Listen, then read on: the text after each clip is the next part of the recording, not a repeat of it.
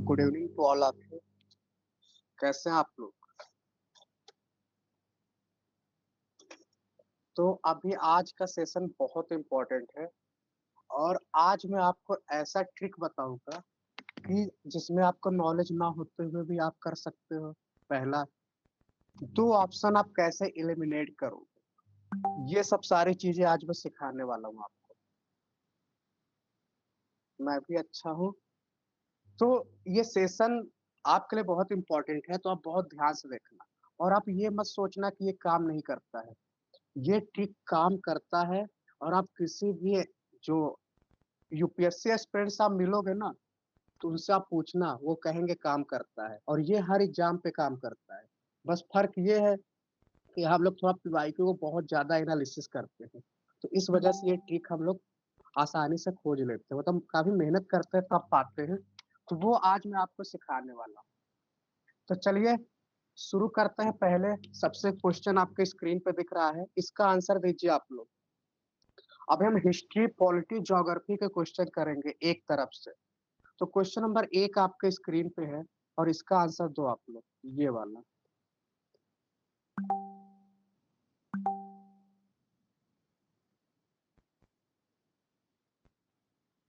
सभी लोग C answer दे रहे हैं। चलिए कोई नहीं, अभी आप नोट करते जाना। पहले का आंसर दीजिए, जो भी लोग अभी आ रहे हैं इसका आंसर दीजिए। चलिए फिर फाइव क्वेश्चन नंबर 5 आपके स्क्रीन पे है और इसका आंसर दो आप लोग।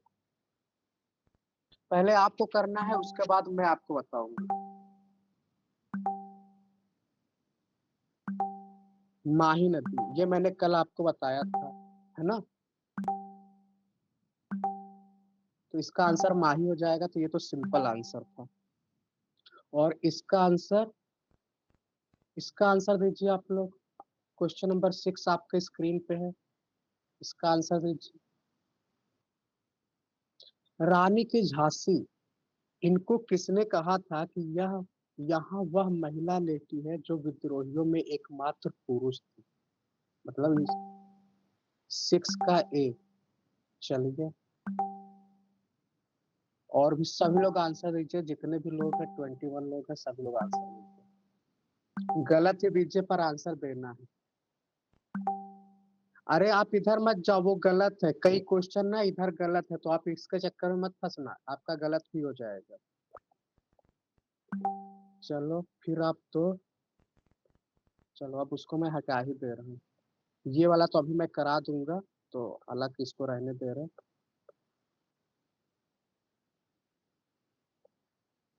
ये क्वेश्चन देखते हैं। क्वेश्चन नंबर 17 का आंसर दीजिए। इंडिया के साथ सबसे लंबा इंटरनेशनल बॉर्डर किस कंट्री का? बांग्लादेश। ओके। सबसे छोटा बॉर्डर किसका है? सबसे स्मॉलेस्ट बॉर्डर किसका?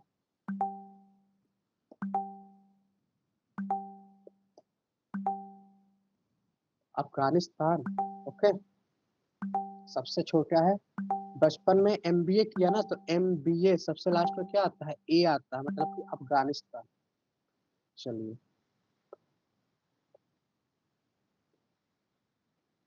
ये क्वेश्चन का आंसर दीजिए आप लोग। इंडिया का जो टारगेट है नेट जीरो गैस इमिशन का, कब का है? किस ईयर में खत्म करना है नेट जीरो गैस इमिशन? ये मैंने ग्रुप में आपको भेजा था और स्पेशली हाईलाइट करके भेजा था। मैंने कुछ टारगेट आपको स्पेशली हाईलाइट करके भेजा था, और ज्यादा नहीं, बस 4 ही बोले थे मैंने। ओके, तो आपका हो जाएगा 2070। चलिए और आते हैं, ये वाला आंसर दीजिए आप लोग, आपके स्क्रीन पे है। ये आपको क्रोनोलॉजी ऑर्डर में सेट करना है और आपको बताना है कि सिक्किम, सिंधी, 10th शेड्यूल और दादर नागर हवेली यूनियन टेरिटरी कब बनी। इसको आपको क्रोनोलॉजी में सेट करना है। अगर आप एक भी जानते हो, दो जानते हो, तो आप सेट कर ले जाओगे। कोई भी दो अगर आपको पता है तो आप सेट कर ले जाओगे। डी वाला। चलिए अभी इसको देख लेते हैं।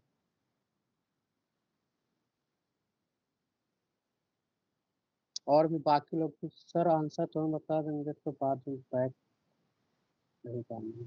कोई नहीं, ज्यादा पेज नहीं है। एक्चुअली आज मैं ट्रिक बताने वाला हूँ आप लोग को, हर एक क्वेश्चन पे एक एक ट्रिक, और वो अप्लाई करना है आप लोगों को और भी पेपर में। ओके ओके, आप टाइम ले लो।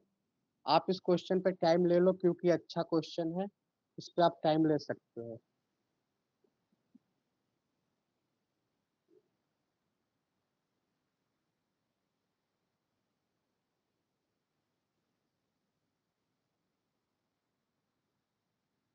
मैं सिक्किम तो हर दिन आपको चिल्ला चिल्ला के बोल रहा था, सिक्किम सिक्किम। चोग्याल डायनेस्टी भारत में ऐड हुआ, कब ऐड हुआ, देश में इमरजेंसी लगा हुआ था 1975। बहुत सही। और एक भाषा में हमें एंटी डिफेक्शन लॉ भी मैंने बहुत बार बोला है आपको, आया राम गया राम, 10th शेड्यूल, है ना, 52 अमेंडमेंट एक्ट 1985। ओके, तो आप देखोगे चार के बाद हमेशा दो आएगा, तो चार के बाद दो आ रहा है, चार के बाद दो आ रहा है, तो ये वाला आपका गलत हो जाएगा और ये वाला गलत हो गया। ओके, अब मैंने आपको ये भी बताया था सिंधी संध्या मेनू किसने एमबीडीएस बनाया, तो सिंधिया क्या होता है, 21st वाले से ऐड हुआ था ना। तो सिंपल सी बात है, ये जो होगा हमेशा 4 वाले से कम होगा, और 4 और 2 से हमेशा कम होगा ये। तो 4 2 से जहाँ कहाँ पे कम है, यहाँ पे कम है, तो ये आपका गलत हो जाएगा। तो ये वाला आपका आंसर हो गया। बोले समझ आया कुछ ये वाला? तो ऐसे आप कर सकते थे इसे। ये आपको जानने की जरूरत ही नहीं है, दादर नागर हवेली भारत में कब आएगी है? मतलब यूनियन टेरिटरी कब बना, सॉरी। चलिए अगला क्वेश्चन आप लोग बताइए।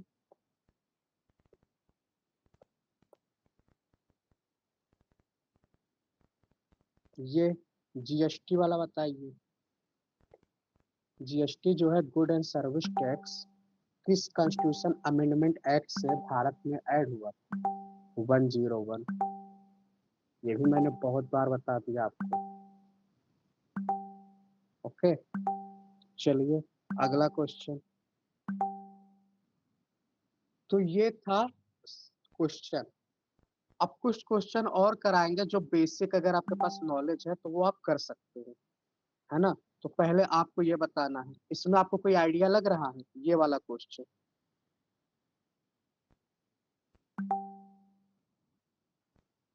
ये आज के पेपर का नहीं है, ये पहले का, आई थिंक 9 या 10 तारीख का है। पेट्रोलियम। ओके, इसका आंसर होगा पेट्रोलियम। तो जिसने भी पेट्रोलियम किया है उसका सही है। ओके, इसका आंसर दीजिए आप लोग आयुष्मान भारत के बारे में।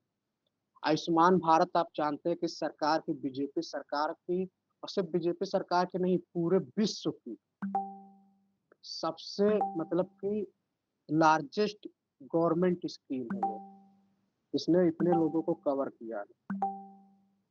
तो इसका आंसर अगर आप डी दे रहे हैं तो आप सही आंसर दे रहे हैं, क्योंकि ये लोकसभा चुनाव 2019 के पहले आया था, और इसमें क्या है कि 5 लाख रुपए था पर फैमिली था। और एक चीज और, सेकेंडरी एंड टर्सरी सेक्टर के लिए, मतलब कि सेकेंडरी और टर्सरी हेल्थ केयर के लिए। आप जानते हैं सेकेंडरी टर्सरी हेल्थ केयर, आप जानते होंगे। प्राइमरी हेल्थ केयर क्या होता है, नॉर्मल जो आप दवा लेते हो। सेकेंडरी टर्सरी जैसे आपके कोई मेजर बीमारी है, ऑपरेशन वगैरह है, ये सब सारी चीजें आते हैं सेकेंडरी टर्सरी। तो सेकेंडरी टर्सरी भी आपको याद रखना। तो आयुष्मान भारत योजना प्रधानमंत्री जन आरोग्य योजना भी कहते हैं।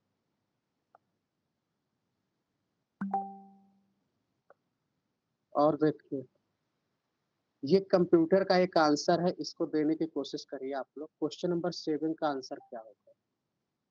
क्वेश्चन नंबर 7 का आंसर देखिए। Okay, serious disease. ओके, सभी लोग सी आंसर दे रहे हैं, पास्कल। पर इसका सही आंसर हो जाएगा 5th जनरेशन जो कंप्यूटर का लैंग्वेज होता है वो आपका बी वाला होता है, प्रोलॉग, है ना? ओके, फोरट्रॉन नहीं होता, एल्गोल नहीं होता, तो ये आपका हो जाएगा। इसका क्वेश्चन नंबर 8 का आंसर दीजिए आप लोग। क्वेश्चन नंबर 8 आपके स्क्रीन पे है, इसका आंसर दीजिए। आप लोग पहले टिक लगाए, दिमाग लगाइए, मैं आपको समय दे रहा हूँ। ये क्वेश्चन है, आपको भी नहीं पता था, मुझे भी नहीं पता है। पहले मैंने इस पेपर को आज खुद से किया था। ऑनेस्टली बता रहा हूँ, इस पेपर को मैंने खुद से किया और मैंने किया और सही भी हो रहा था, सारे ट्रिक अप्लाई हो रहे थे। आप सभी लोग को दिख रहा होगा स्क्रीन। अगर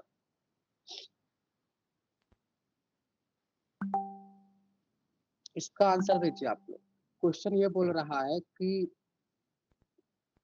ये यूज होता है, और जो आप देखे ना दिसंबर के महीने में क्या होता है, स्टबल बर्निंग होता है ना, जो बार्ली कहते हैं, कुछ किसान जो जलाते हैं तो उससे इन्वायरमेंट का नुकसान होता है, पराली, तो उसके लिए यूज होता है ये। तो बताइए आप लोग, सभी लोग सी आंसर दे रहे हैं।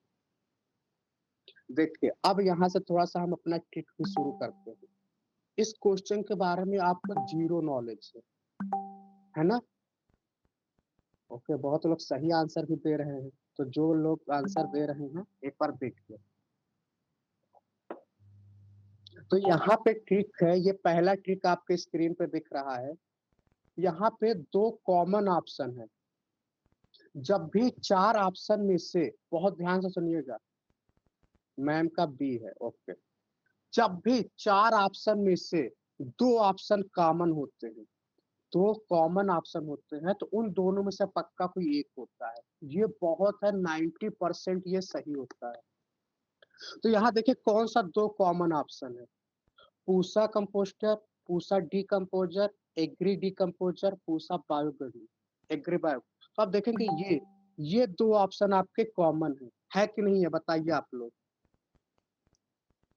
तो ये 2 ऑप्शन आपके कॉमन है।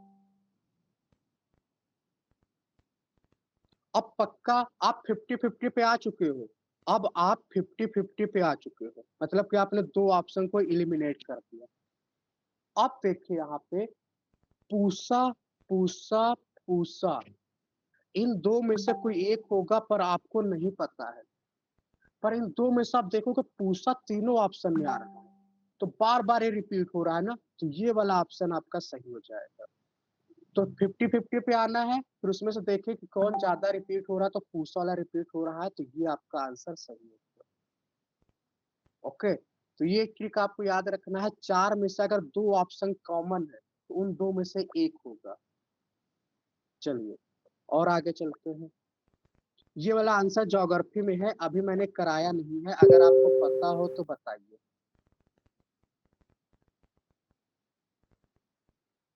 ये ज्योग्राफी का है, क्वेश्चन नंबर 9। डिकम्पोज। हाँ, तो डिकम्पोज ही तो देखे, डिकम्पोज, डिकम्पोज, ये 50-50 है, डिकम्पोजर, डिकम्पोजर। तो 50-50 पे आप आ चुके हैं ना, मतलब 2 ऑप्शन कॉमन है, तो 50-50 आप आ गए। ओके, चलिए हिंदी वाला भी देख लीजिए आप लोग, ये हिंदी वाला भी देख लीजिए।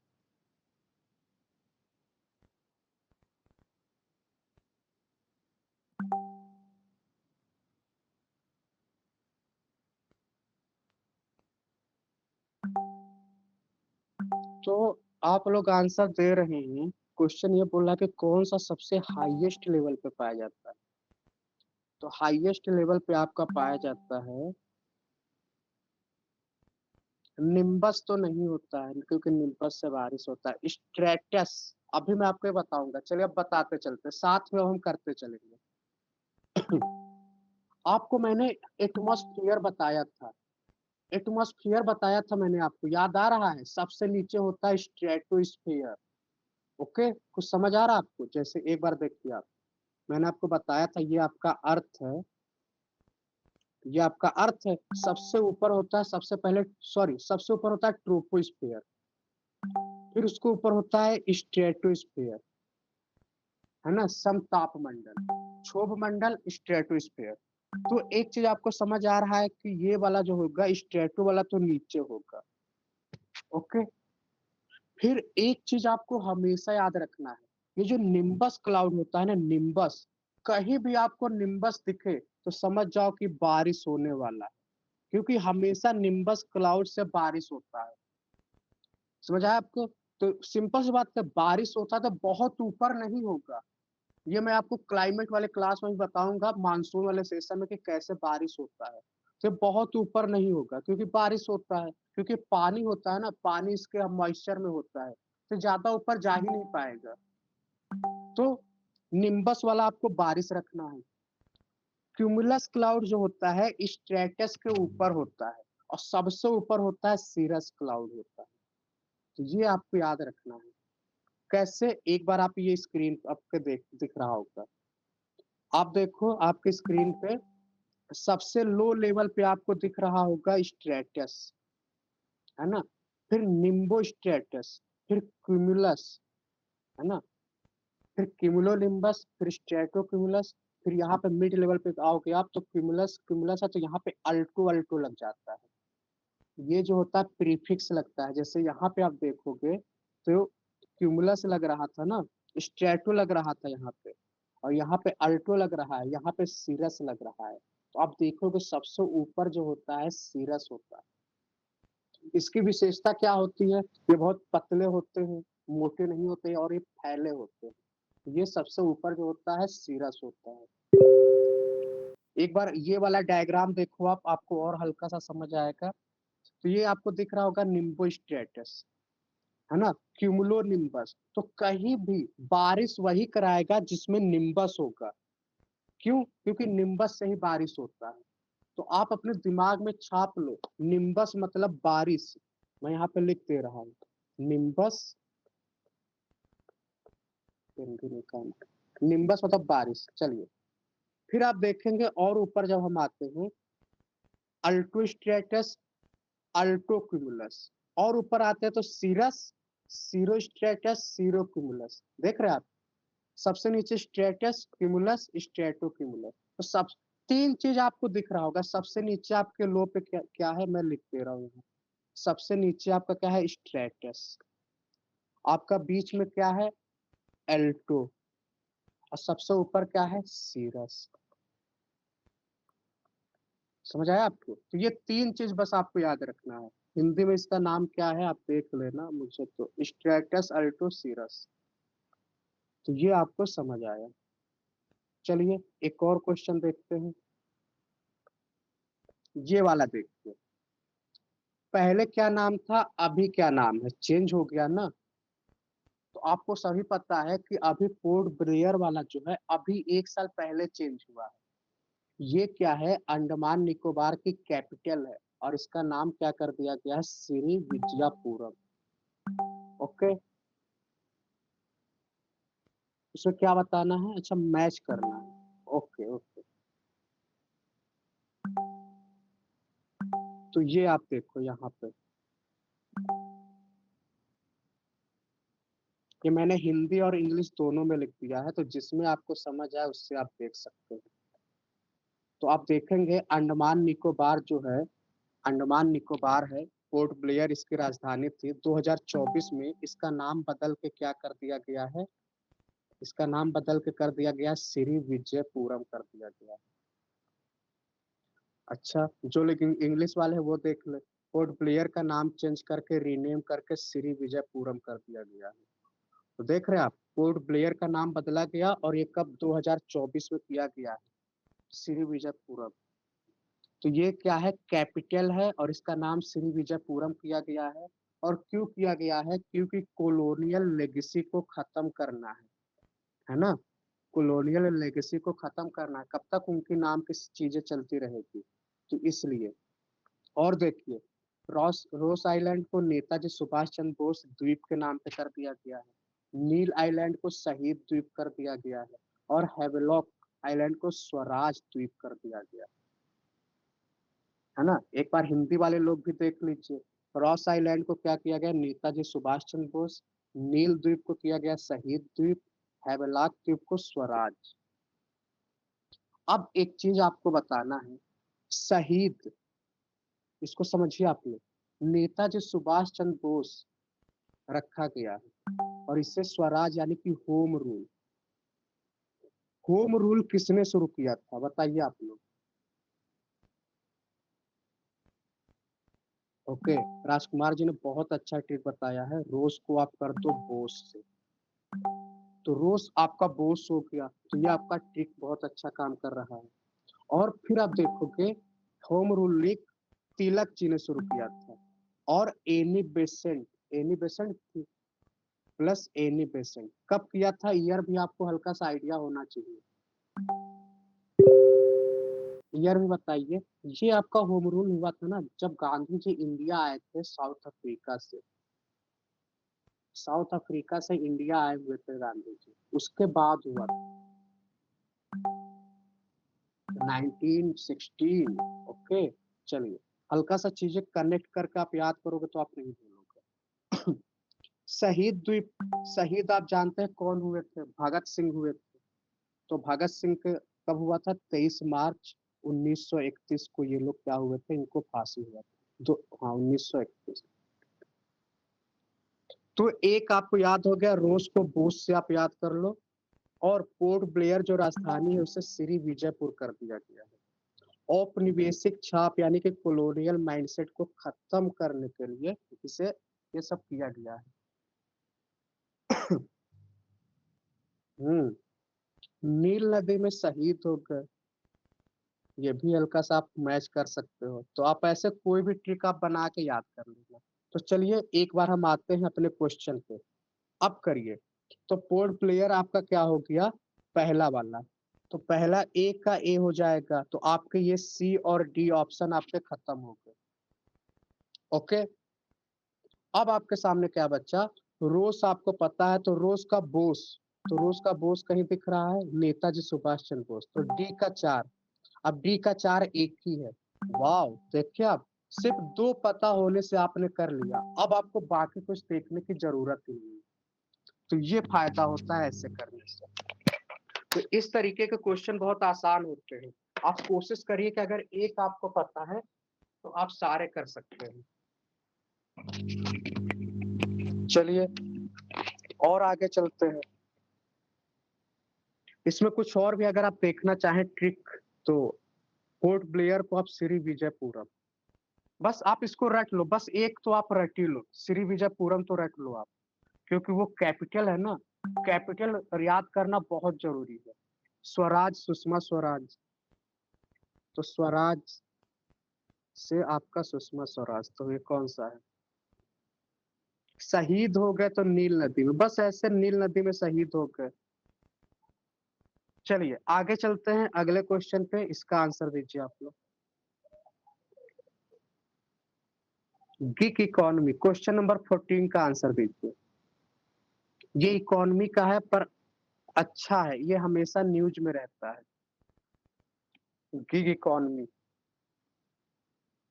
आपको मैं बता दूं गिग वर्कर क्या होता है, अभी ये बहुत न्यूज में चल रहे हैं, गिग वर्कर क्या होते हैं।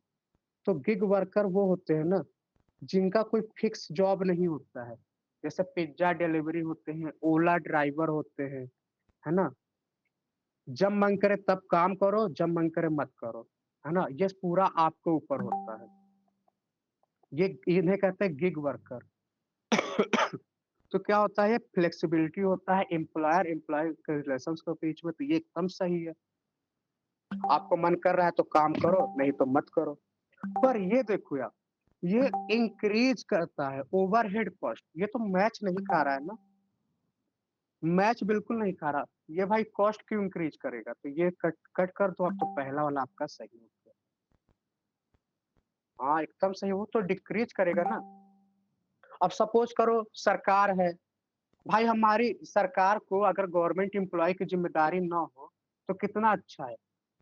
अच्छा आपको एक चीज़ बता दूँ, आपको जान के हैरानी होगी, सरकार का सबसे ज़्यादा पैसा जो खर्च होता है ना, एम्प्लॉयी को देने में मतलब एम्प्लॉयी पेंशन वगैरह इन सब में बहुत पैसे खर्च होते हैं। तो अगर गिग वर्कर सारे हो जाएँगे, तो सरकार का ये वाला पैसा खत्म हो जाएगा। मतलब कि बहुत पैसा बचेगा, देश का विकास होगा, है ना? पर ऐसा नहीं होना चाहिए। चलिए एग्रोइस्टोलॉजी बताइए आप लोग। एग्रोइस्टोलॉजी क्या है? किसके अध्ययन को कहते हैं? Grass, okay. फ्रूट के अध्ययन को क्या कहते हैं? तो इसके लिए मैंने कुछ अध्ययन आपके सामने लिखा है, ये आप एक बार देखो। जैसे अंगूर का उत्पादन जो होता है ना, उसको कहते हैं विटीकल्चर। पोमोलॉजी पोमोलॉजी होता है वो। मछली पालन होता है ना, उसे कहते हैं पिसिकल्चर। रेशम का जो उत्पादन होता है ना, उसे कहते हैं सेरीकल्चर। बागवानी जो होता है ना, फल, सब्जी इन सबको जो हम उगाते हैं, उसे कहते हैं हॉर्टिकल्चर। फिर आते हैं शहद, शहद बहुत इम्पोर्टेंट है, इसको कहते हैं एपीकल्चर। अच्छा शहद से एक क्वेश्चन आया मेरे दिमाग में और बहुत इम्पोर्टेंट है। ये बताइए कौन से ऐसे जानवर होते हैं जो डांस करके सिग्नल देते हैं? डांस करके वो सिग्नल देते हैं कि यहाँ पे ये बहुत आपको रट यार्ड नहीं होगा, बीज होगा, हनी बी। ये क्या कहते हैं ना, इसको एक नाम है, वॉबल डांस आई थिंक बोलते हैं। नाम सुना आपने ये? इस डांस को कहते हैं वेबल या वॉबल डांस कहते हैं। तो ये पूछता है कि वॉबल डांस जो है ये किस जानवर से रिलेटेड है? तो आपको याद रखना है हनी बी से रिलेटेड है। चलिए, तो आपका क्या हो जाएगा ये वाला? ये एपीकल्चर आपका शहद हो जाएगा। फूलों के अध्ययन को क्या कहते हैं? फ्लोरिकल्चर। ये इम्पोर्टेंट वाले हैं जो मैं बता रहा हूँ, फ्लोरिकल्चर। फिर देखिए सब्जियों की कृषि जो करते हैं उसे कहते हैं ओलेरीकल्चर।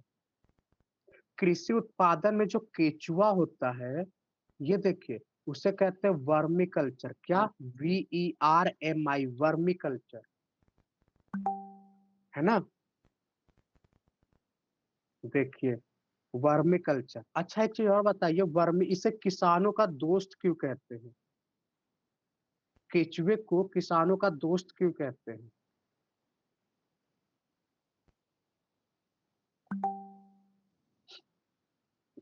एक्चुअली ये करता ये है ना, जो मिट्टी होता है मिट्टी में पोर बनाता है, मिट्टी में छेद करता है। इससे क्या होता है, उसके अंदर ऑक्सीजन अंदर तक जाती है और उससे क्या होता है, मिट्टी जो होती है उपजाऊ होती है।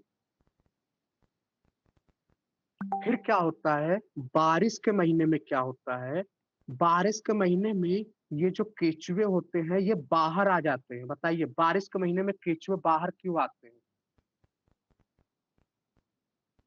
बारिश के महीने में केचुए बाहर क्यों आ जाते हैं?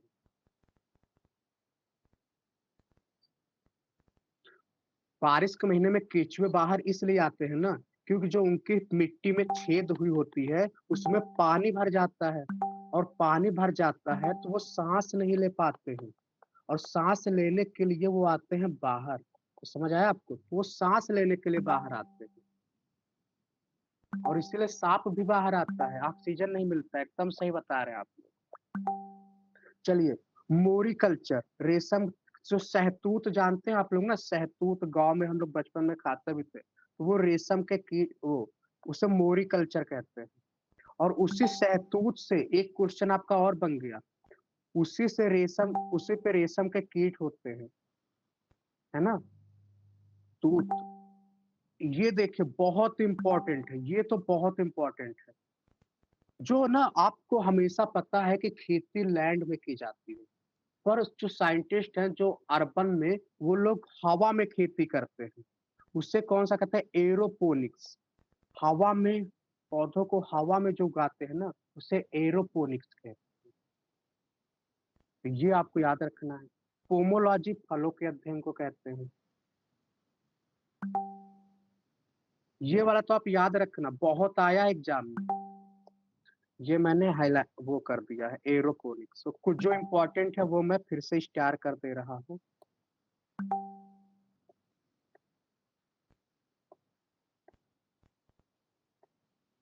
एक चीज यहाँ पे नहीं दिया है, मैं बता देता हूँ।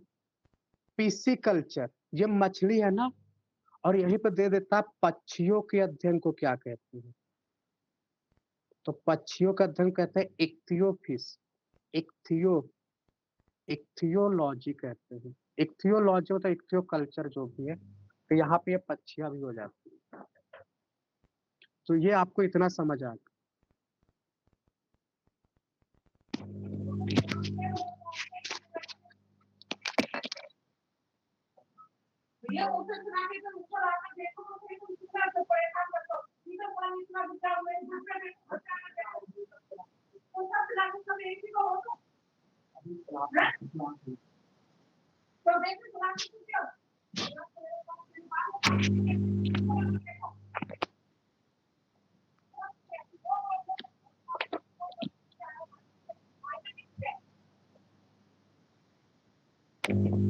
तो हम लोग अभी कहाँ थे?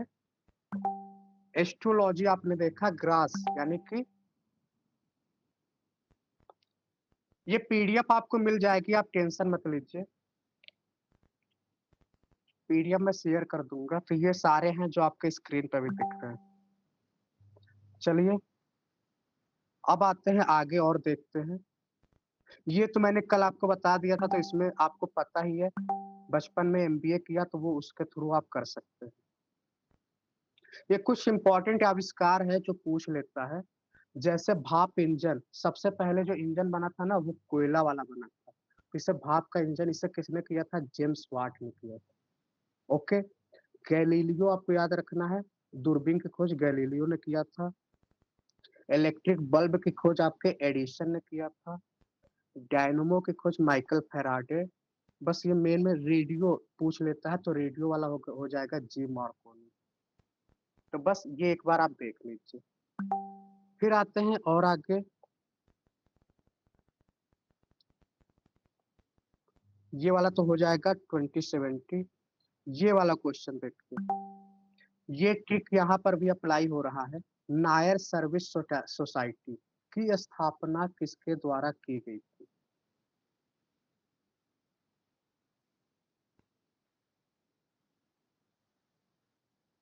चलिए बताइए इसको। नायर सर्विस सोसाइटी की वाज फाउंडेड बाय, इसमें ट्रिक लग रहा है, आपको नहीं पता तो भी आप 50-50 पे ट्रिक आ सकते हो। बताइए।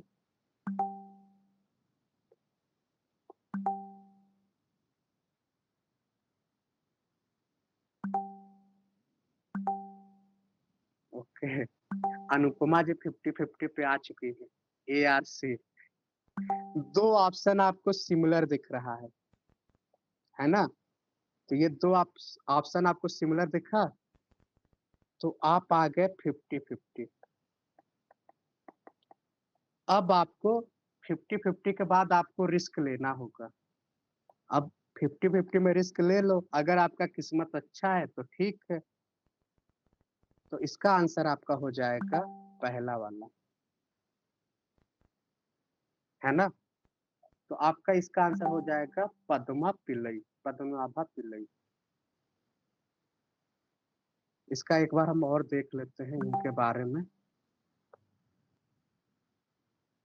ये देखिए, इसके बारे में हल्का सा और देख लेते हैं, क्या पता कहीं और आगे एग्जाम में आ जाए तो फिर वहां हमसे गलत ना हो। तो नायर सर्विस सोसाइटी जो होता है ना, एनएसएस, इसे बनाया था सबसे पहले, ये 1914 में बना था। और नायर नायर एक तरीके का समुदाय है, कम्युनिटी है। कहाँ पे? केरल में।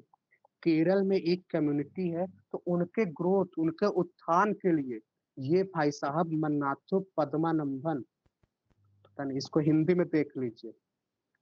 कौन है? मन्नथु पद्मनाभ पिल्लई के नाम से जाने जाते हैं। इन्होंने 1914 में केरल में इसकी स्थापना की थी। किस लिए? सामाजिक आर्थिक चुनौतियों का सामना करने के लिए, है ना? तो 1914 में बनाया था, एक प्रकार के समाज सुधारक। तो समझ आया आपको? ये हल्का सा इनके बारे में आप देख लो। अब मैं आपसे पूछने वाला हूँ, हाँ देखिए टेम्पल भी है। अब केरल तो आपको पता है, ये है यहाँ पे, है ना? तो केरल में ना एक फेस्टिवल होता है, हार्वेस्ट हार्वेस्ट फेस्टिवल होता है ना, हार्वेस्ट फेस्टिवल होता है, बहुत फेमस हो, बताइए। ओणम, बहुत अच्छा। और जैसे अपने यहाँ होता है, बंगाल में, यूपी में, ऐसे इधर भी होता है। और एक चीज बताइए, केरल में मकर संक्रांति, हाँ सही बात। 1914 में इन्होंने इसकी स्थापना की थी। 1914 में किससे, किसके लिए? उस समय कौन से वहां पे प्रिंसली स्टेट था? तो प्रिंसली स्टेट था त्रावणकोर। 1914 में हमारे देश में क्या हो रहा था, हल्का सा बताइए आप लोग। इन्होंने तो साउथ इंडिया में ये तहलका मचाया था। नॉर्थ इंडिया में क्या हो रहा था? 1914 के समय ब्रिटिश एज था, हम ब्रिटिश की कॉलोनी थे। वर्ल्ड वार वन हो रहा था। पूरे वर्ल्ड में क्या हो रहा था? 1914 से लेकर 1918 तक वर्ल्ड वार वन हो रहा था। ये तो पूरे विश्व में। इंडिया में क्या हो रहा था 1914 में? अभी इंडिया में गांधी जी भारत नहीं आए हुए थे, और एक इंसिडेंट होता है कोमागाटा मारू। कुछ याद आ रहा है आपको? कोमागाटा मारू, ये क्या था? पूछ लेता है कि कोमागाटा मारू क्या है, तो ये एक जहाज है। उस जहाज का नाम है कोमागाटा मारू। और ये जहाज जो है कहाँ से कहाँ जा रहा था? तो आपका कनाडा जा रहा था। कनाडा में वैंकूवर कहते हैं ना कोस्ट, वहां पे जा रहा था। कहाँ से?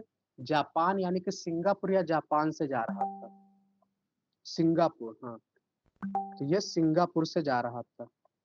तो वहां पे जो कैनेडियन सरकार थी, उनको नीचे उतरने से गांव से मना कर देती है। अरे डूब नहीं जाते आप, डुबाइए मत इनको। तो कैनेडियन गवर्नमेंट इनको मना कर देती है। कैनेडियन गवर्नमेंट इनको मना कर देती है। तो फिर ये वापस इंडिया आते हैं। और इंडिया में कुछ लोगों को पता चलता है कि ये क्या है, ये मिलिटेंट, मतलब कि ये जो है रिवोल्ट करने वाले। तो यहाँ पर एक गोलीबारी होती है, तो कुछ लोग उसमें मारे भी जाते हैं। तो ये 1914 में, है ना? और इस समय इन्होंने कुछ ग्रुप बनाया था। कौन सा? गदर पार्टी। गदर पार्टी कौन बनाया था इसी समय? गदर पार्टी लाला हरदयाल, आपको याद रखना है ना? सोहन लाल मखना, हरदयाल, सोहन लाल मखना, तो ये लोग थे। तो इस तरीके से आप लोग याद कर सकते हैं। चलिए अब आगे चलते हैं अगले क्वेश्चन पे। और अगले क्वेश्चन पे आने से पहले मैं आपको स्क्रीन पे एक बार और दिखा दे रहा हूँ। ये कुछ मैंने बोले थे जो रेड वाले हैं, आपके लिए बहुत इंपॉर्टेंट है। तो सबसे पहले आप देखिए, नेट जीरो इमिशन जो इंडिया का टारगेट है, या जीरो कार्बन इमिशन, ये 2070 में टारगेट है ना? कब का टारगेट है? 2070 का है। इसके बाद इंडिया को सेल्फ रिलायंट बनाना है ना? एनर्जी के सेक्टर में है 2047। फिर इंडिया को डेवलप कंट्री बनाना है। आप पता है कि पूरे वर्ल्ड में दो तरीके के देश होते हैं, एक डेवलप होता है, एक डेवलपिंग होता है, एक लीस्ट डेवलप कंट्री होता है। तो इंडिया जो है डेवलपिंग कंट्री में आता है, अफ्रीका जो है लीस्ट डेवलप कंट्री में आता है, अमेरिका, ब्रिटेन, जापान, ये सब डेवलप्ड कंट्री होते हैं, है ना? तो इंडिया का टारगेट ये है कि हम 2047 तक एक डेवलप्ड नेशन बन जाएंगे, अमेरिका की तरह हम डेवलप हो जाएंगे। आपको क्या लगता है, इंडिया बन पाएगा 2047 तक? बिल्कुल बनेगा। एक चीज और बता दूं यहाँ पे, अब बता ही रहा हूं तो, हमारा स्पेस स्टेशन अभी तक नहीं है। कैसे? एक स्पेस स्टेशन आप लोग जानते होंगे, आईएसएस, इंटरनेशनल स्पेस स्टेशन, है ना? ये 5 देशों ने मिलकर बनाया था। 5 देश ने इसे मिलकर बनाया था। अभी की बात करें तो चाइना अपना स्टेशन बना चुका है। इंडिया का टारगेट है कि हम 2035 तक अपना भी एक स्पेस स्टेशन बनाएँगे। स्पेस स्टेशन क्या होता है? जब आप अर्थ के बाहर जाओगे तो ये आपका स्पेस है। तो जो लो वाला अर्थ ऑर्बिट है, अर्थ के लो ऑर्बिट में स्पेस स्टेशन बनता है और वहाँ पे क्या होता है, जो साइंटिस्ट जाते हैं रिसर्च वगैरह करते हैं। तो इंडिया का टारगेट है कि हम 2035 तक बना देंगे। इंडिया ने अभी तक इंडिया से कोई भी इंसान चाँद पे नहीं गया है। सबसे पहले चाँद पे गया था, कौन गया था बताइए आप लोग? नील आर्मस्ट्रांग गया था और वो रसिया का था, है ना? तो इंडिया ने टारगेट ये किया है कि हम अपने देश से एक इंसान को भेजेंगे चाइना में, सॉरी, मून पे भेजेंगे। और कब भेजेंगे? 2040 में। देख रहे हो आप? इंडिया 2040 में भेजेगा मून पे। हम लोग कितना पीछे चल रहे हैं। चाइना ने तो भेज दिया, सॉरी, रसिया ने तो भेज दिया था 1969 या 1959, कब भेजा था? 1969, 1969 में भेज दिया था। और हम बताइए 80 साल पीछे चल रहे हैं। हम 80 साल, सॉरी 80 नहीं, 70 साल पीछे चल रहे हैं। देख रहे हैं आप? तो ये तभी भेज दिए थे, हम लोग 70 साल पीछे हैं। तो अब हम भेजेंगे 2040 में। तो आप देख सकते हैं चाँद पे हम पहला भेज रहे हैं। ओके, और देखिए चंद्रयान 4, चंद्रयान 4 के बारे में जानते हैं आप लोग? अब तक चाँद पे इंडिया ने 4 मिशन भेजा है। ये आपको बता दूँ एक बार, इंडिया ने अब तक चाँद पे 4 मिशन भेजे हैं। पहला वाला मिशन भेजा था 2008 में। दूसरा वाला मिशन भेजा था, याद नहीं आ रहा, तीसरा वाला था तो अभी रिसेंट भेजा था 2023 के लास्ट में। हाँ, सही है।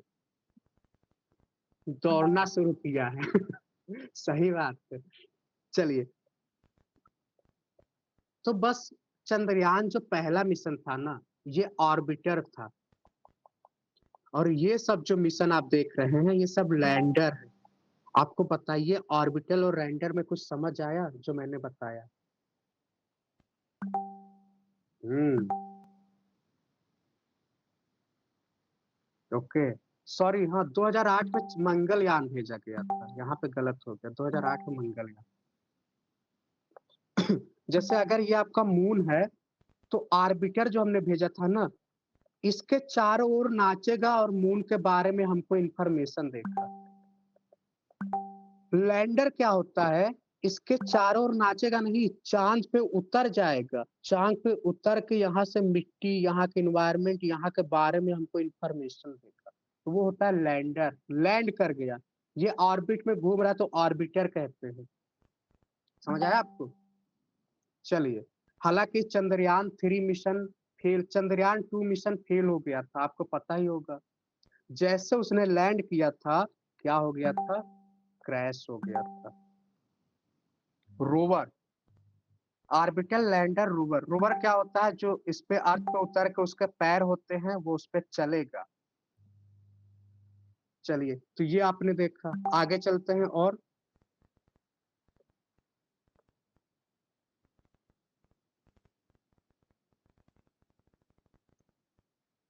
ये वाला आंसर दीजिए आप लोग।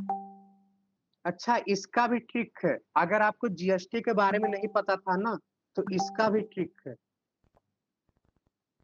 इसका ट्रिक है, बताइए क्या ट्रिक इसमें लग रहा है? पहले तो आप लोग ट्रिक बताइए, तब मैं बताऊंगा इसमें कौन सा ट्रिक लग रहा है। आप लोग खुद ऑप्शन देखिए, ऑप्शन देखते ही पता चल जाएगा। टीवी से चिपके हुए। सही बात है। ओके, 50-50 पे आप आ गए। अगर आपने ऑप्शन को देखा होता और बेसिक नॉलेज है आपके पास।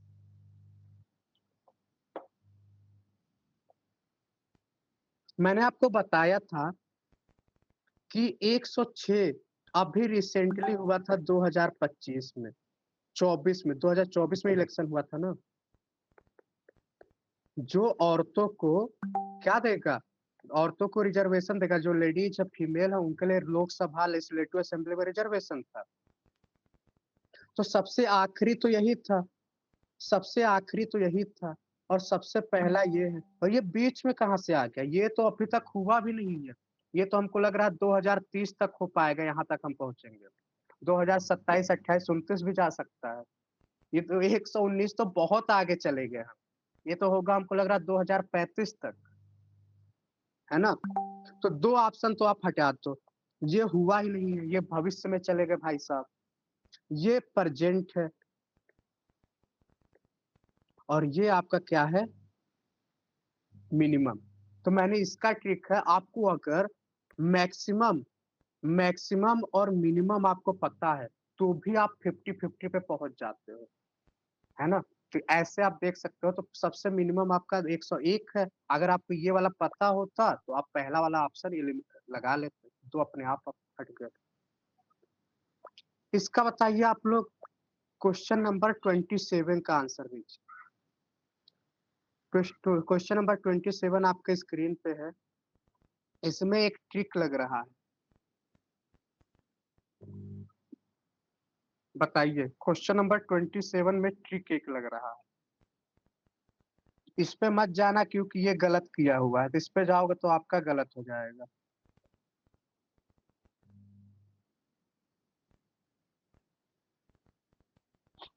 जो गवर्नमेंट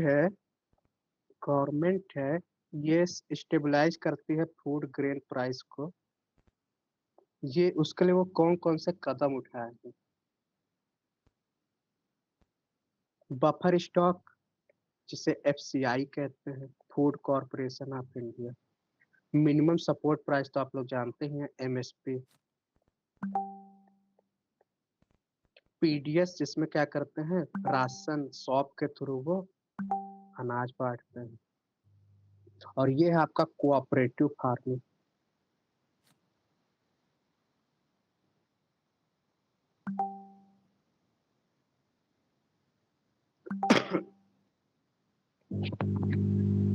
बफर मतलब ये होता है कि आप अनाज को स्टोर करके रखते हो और वो अनफॉर्चुनेट सिचुएशन में काम आता है। बफर तो ज़रूरी है, एकदम सही बताया आपने। देखिए, गवर्नमेंट को करना, चलिए इसको अब एक बार हम देखते हैं। हम पूरा एक बार स्टोरी आपको बताएँगे, तब हल्का-सा आप लिंक कर पाओगे। तो ये मैं आपको एक स्टोरी बताता हूँ, इसको आप ध्यान से सुनना। अपने देश में अनाज की कमी होती है। 1964 हो गया, 1962 में वार होता है और आपको पता है जब भी देश में वार होता है, तो अनाज की कमी होती है। ये इतिहास से चलता आ रहा है। क्यों? क्योंकि सारा अनाज सैनिकों के पास चला जाता है। जैसे आप अगर देखोगे इतिहास में, तो जितने भी फेमाइन आए हैं, फेमाइन इंडिया में आया आपको पता ही है। लिटन के समय आया था फेमाइन, बंगाल में 5 से 10 लाख लोग मर गए थे, है ना? फिर आपका इसके समय में भी आया था, क्या बोलते हैं, करजन के समय में भी आया था। तो फेमाइन आते रहते हैं और लोग मरते रहते हैं, तो क्यों? फिर क्या होता है, जब ये 1964 में ये सारी चीज़ें होती हैं, अनाज की कमी होती है, तो अपने देश में आता है ग्रीन रिवॉल्यूशन। ग्रीन रिवॉल्यूशन के फादर कौन है बताइए आप लोग? तो ग्रीन रिवॉल्यूशन में क्या होता है, higher irrigation, high yield variety की सीड, मैकेनाइजेशन, तो ये सारी चीज़ें होती हैं, तो प्रोडक्शन हमारा बहुत ज़्यादा इंक्रीज़ हो जाता है। प्रोडक्शन बहुत इंक्रीज़ हो गया, एमएस स्वामीनाथन जी हैं, कोरियन जी आपके हैं व्हाइट रिवॉल्यूशन, है ना? तो इस तरीके से आपने देखा प्रोडक्शन बहुत इंक्रीज़ हो गया। तो एक समय था कि हम पाकिस्तान कह रहे हैं, अमेरिका पे डिपेंड थे और ग्रीन रिवॉल्यूशन में क्या होता, जब युद्ध होता तो अमेरिका हमारे यहाँ एक अनाज भेजता है, उसका नाम नहीं याद आ रहा है, तो उसको वो भेजना बंद कर दिया था। इसे डिप्लोमेसी कहते हैं, फॉरेन पॉलिसी में। तो इंडिया ने कहा कि नहीं, अब हमें आत्मनिर्भर होना होगा, तो इस तरीके से ग्रीन रिवॉल्यूशन आता है, प्रोडक्शन बहुत ज़्यादा आता है। ग्रीन रिवॉल्यूशन को व्हीट रिवॉल्यूशन भी कहते हैं। ये क्वेश्चन में कई बार पूछ लेता है कि ग्रीन रिवॉल्यूशन, व्हीट रिवॉल्यूशन के किस नाम से जाना जाता है। साथ में ये कहाँ-कहाँ पे आया था, तो पंजाब, हरियाणा और वेस्ट यूपी में। क्यों? क्योंकि यहाँ पे पानी अधिक था। तो पूरे देश में एक तरीके से नहीं था, कहीं पे था, कहीं पे नहीं था। इसी की वजह से क्या हुआ, डिफरेंसेस पैदा हो गया और लोग विरोध भी करते हैं। अब प्रोडक्शन इंक्रीज हुआ। अब प्रोडक्शन इतना होने लगा कि हम डोमेस्टिक यूज़ तो करते थे, मतलब अपने लिए तो यूज़ करते ही थे, साथ में हम एक्सपोर्ट भी करने लगे। अब सिंपल सी बात है, एक समय था, जैसे आप अपना एग्ज़ाम्पल ले लो या हम अपना एग्ज़ाम्पल लें, तो हम ₹1000 कमाते हैं, तो पैसे खर्च हो जाते। अब मैं 10 लाख रुपए कमाने लगा, तो सिंपल सी बात है, अब मैं पैसे को क्या करूँगा? किस ग्रेन में रिवॉल्यूशन हुआ था? राइस और व्हीट, राइस और व्हीट आपको याद रहे, राइस व्हीट हुआ था, यही 2 क्रॉप थे मुख्य रूप से। चलिए, तो अब हम ज़्यादा जब पैसे कमाने लगे, तो सिंपल सी बात है, जब हम ज़्यादा पैसे कमाएँगे तो सेविंग करेंगे ना, तो सेम सेम यहाँ भी जब प्रोडक्शन ज़्यादा होने लगा, तो आपको स्टोर करना होगा और स्टोर कैसे करोगे आप? उसके लिए आपके पास फूड कॉर्पोरेशन ऑफ इंडिया बनाया गया, एफसीआई। तो ये क्या करने लगा? फूड को स्टोर करने लगा, तो इसी को कहते हैं बफर स्टॉक। समझ आया आपको? तो एफसीआई किसको मेंटेन करता है? बफर स्टॉक को कौन मेंटेन करता है? एफसीआई। ओके? अब ये बफर स्टॉक जो है, खाना मेंटेन रखने लगा। अब बफर स्टॉक में फूड आएगा कैसे? अब किसानों को भाई मोटिवेट करना था कि ये करो, ऐसे-वैसे करो, तो ये लोग किसानों ये बफर स्टॉक होने लगा। अब देखिए एक प्रॉब्लम आता है, बहुत ध्यान से समझिएगा इसे। एक प्रॉब्लम अपने देश में ये आता है किसानों के साथ और इससे आप रिलेट कर पाओगे क्योंकि हम लोग गाँव से हैं बहुत लोग अक्सर। अगर किसान कुछ भी उगाता है, सपोज़ कर लो किसान ने टमाटर उगाया और ये है आपके ट्रेडर जो खरीदते हैं। किसान ने बोला कि मैं तुम्हें ₹50 केजी दूँगा टमाटर, 50 तो ये ट्रेडर बोलेगा नहीं, मुझे ₹20 केजी में दोगे तभी हम खरीदेंगे। ट्रेडर ने बोला हमें ₹20 केजी चाहिए, किसान ने बोला नहीं भाई मेरा नुकसान हो जाएगा ₹50 केजी में हमें दो। लेकिन ट्रेडर ना किसान की मजबूरी का फ़ायदा उठाता है। कैसे उठाता है? ट्रेडर को पता है कि किसान इस टमाटर को बेचेगा ही बेचेगा क्योंकि टमाटर 1 महीने के अंदर खराब हो जाएगा, 1 हफ्ते के अंदर खराब हो जाएगा। 1 हफ्ते के अंदर खराब हो जाएगा, तो किसान बेचेगा। तो मजबूरन में किसान को ₹20 के हिसाब से बेचना पड़ता है। तो फ़ायदे में कौन रहता है? तो ये इसको अगर देखें तो जो ये हो रहा है, फ़ायदे में ये बिज़नेसमैन रहता है। बार्गेनिंग पावर किसके पास है? बार्गेनिंग पावर है, जो ट्रेडर है उसके पास बार्गेनिंग पावर है। देखिए, यहाँ समझ आया? अब सरकार ऊपर बैठ के सब देख रहा है, किसानों के साथ अन्याय हो रहा है, किसान फांसी लगा के मर रहे हैं। सरकार कब तक चुप बैठेगी? तो सरकार प्रकट करती होती है, अवतार लेती है और सरकार ले बनाती है एमएसपी। इस प्रॉब्लम को सॉल्व करने के लिए सरकार एमएसपी बनाती है, मतलब कि minimum support price, minimum support price. अब सरकार क्या करती है कि भाई साहब किसान तुम उगाओ, टेंशन मत लो, हम तुम्हें अगर तुम टमाटर उगाते हो या जो भी चीज़ है, मैं पहले ही फिक्स कर दे रहा हूँ। आप जब उगाओगे उससे पहले प्राय पहले ही फिक्स कर दे रहा हूँ कि मैं तुम्हारा टमाटर ₹30 केजी ले लूँगा। चाहे महँगा हो, सस्ता हो, डोंट केयर। सरकार ने बोला अब किसानों के जान में जान आया। किसान कहे चलो भाई ये तो अच्छी बात है। फिर क्या हुआ? अब किसान ने फिर वही टमाटर उगाया। अब मार्केट में 2 लोग हैं। अब मार्केट में किसान है, अब मार्केट में क्या है? किसान है, बिज़नेसमैन है यानी कि ट्रेडर है और तीसरा गवर्नमेंट भी है। अब इसकी तानाशाही नहीं चलेगी, अब ट्रेडर की मनमानी नहीं चलेगी। क्यों? क्योंकि एमएसपी पे उसे मिल रहा है ₹30 तो वो 20 में क्यों बेचेगा? तो ये क्या करेगा? किसान गवर्नमेंट को एमएसपी पे बेच देता है। बोलिए, यहाँ तक समझ आया? अब किसान ने जब एमएसपी पे बेचा सरकार को, अब सरकार क्या करेगा? सरकार क्या करता है, खरीद तो लिया मतलब सरकार सारी चीज़ों को एमएसपी पे नहीं खरीदती है। 20 कितने 24 चीज़ इसमें आते हैं, अनाज आते हैं, तो इसमें सब सीरियल वगैरह है, ऑयल सीड है, तो इस तरीके से। अब सरकार ने तो खरीद लिया, अब सरकार उसको कहाँ रखेगी? तो जो सरकार एमएसपी पे खरीदती है वो एफसीआई जो हो है ना, एफसीआई उसको बफर स्टॉक में क्या करता है, स्टोर कर लेता है ना। तो इसको यहाँ पे एफसीआई जो होता है खरीद के बफर स्टॉक में रख लेता है। अब सरकार के पास जो है स्टोरेज जो है ना वो लिमिटेड है। सरकार के पास स्टोरेज बहुत ज्यादा नहीं है। अब सरकार को स्टोरेज खाली भी करना है। फिर सरकार देखती है कि अपने देश में बहुत सारे गरीब लोग हैं, तो लोगों को अनाज बांटना है। तो सरकार क्या करती है, एक राशन शॉप बनाती है। राशन शॉप आप लोग जानते ही होंगे। और एफसीआई के थ्रू क्या होता है, जो बफर स्टॉक है ना, सारे राज्यों में यहाँ से अनाज को भेज देता है। और राज्य क्या करते हैं, इस बफर स्टॉक इस अनाज को राशन शॉप पे भेजते हैं। और यहाँ से जो गरीब लोग हैं, जो लोकल लेवल पे है, वो होते हैं आम लोग। तो वहां पे लोगों को, पीपल को, जो बीपीएल होते हैं ना, बिलो पॉवर्टी लाइन, उनको राशन शॉप के थ्रू, इसे कहते हैं PDS, public distribution system. Okay, इसीलिए राशन कार्ड बनता है, सस्ते गल्ले की दुकान। तो पीडीएस, तो आपको एक कनेक्टिविटी दिखी। सबसे पहले आपने क्या देखा, ग्रीन रिवॉल्यूशन देखा, फिर आपने देखा स्टोर हाउस देखा, फिर आपने देखा देश में एमएसपी आ गया, फिर एमएसपी के बाद आपने क्या देखा, पीडीएस देखा। तो इस तरीके से आप देखेंगे ये सीक्वेंस चलता आ रहा है।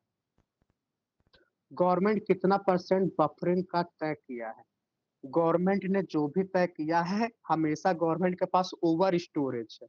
और इस वजह से लोग कहते हैं कि ये भाई गलत है, ओवर स्टोर करके क्यों रखे हो, इससे बांट दो, नुकसान हो रहा है, इससे अच्छा बांट ही दो, है ना। तो ये आपने देखा, तो ये आपको स्टोरी समझ आई। अब एक चीज यहाँ पे, एक चीज और मैं बता दूं क्या होता है। अगर आप साइड में यहाँ पे देखिए, फूड सिक्योरिटी आप जानते होंगे। फूड सिक्योरिटी क्या होता है, जो गरीब के लोग हैं उनको अनाज मिल जाए। तो फूड सिक्योरिटी भी इसी में आता है। तो अगर कोई चीज है तो वो सस्ती होनी चाहिए, अवेलेबल होनी चाहिए, अफोर्डेबल होनी चाहिए और एक्सेसिबल होनी चाहिए। ये तीन चीज फूड सिक्योरिटी में, चार ऑप्शन में एक ऐसे दे देता है, अफोर्डेबल, अवेलेबल, एक्सेसिबल, है ना। तो चलिए आगे क्वेश्चन आते हैं। ये वाला क्वेश्चन आंसर दीजिए, आपके स्क्रीन पे है क्वेश्चन नंबर 28। क्वेश्चन नंबर 28 का आंसर दीजिए आप लोग। ये न्यूज़पेपर है और कहाँ पे पब्लिश हुआ था ये आपको बताना है।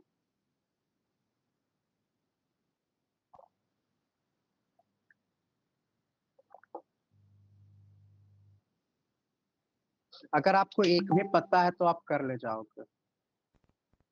अगर आप बी बता रहे हैं,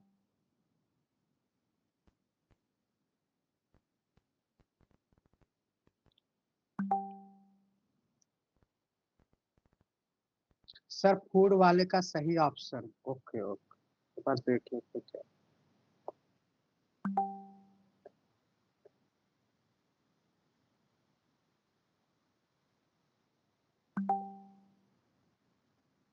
इसका जो ऑप्शन होगा ना, इसका ऑप्शन आपका हो जाएगा ये वाला।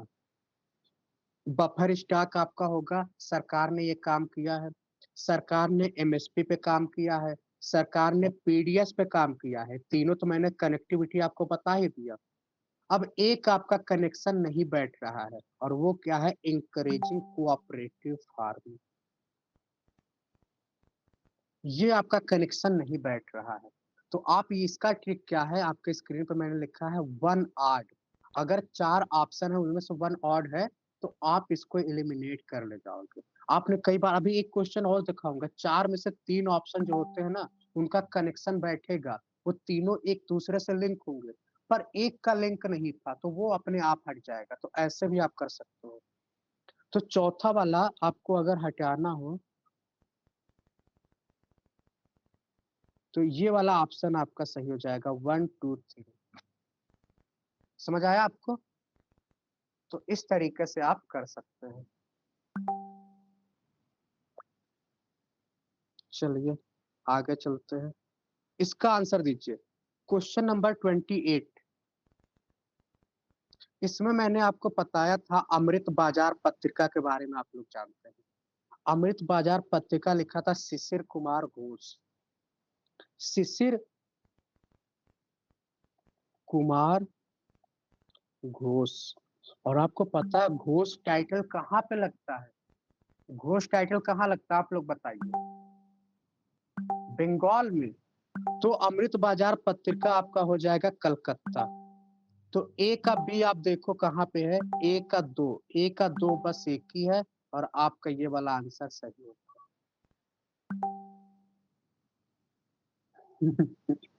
चलिए, तो ये वाला आप लोग कर लिए। अब आपका काम ये है कि बाकी वाले आप याद कर लो। तो मैंने शायद लिस्ट दिया होगा नीचे, नहीं दिया तो मैं ऐड कर दूंगा। अच्छा, एक क्वेश्चन और आपके स्क्रीन पे है। क्वेश्चन नंबर 30 का आंसर दीजिए आप लोग। ये वाला क्वेश्चन है, इसका आंसर दीजिए। ये भी मैंने बहुत बार कराया है, बहुत बार। Times of India.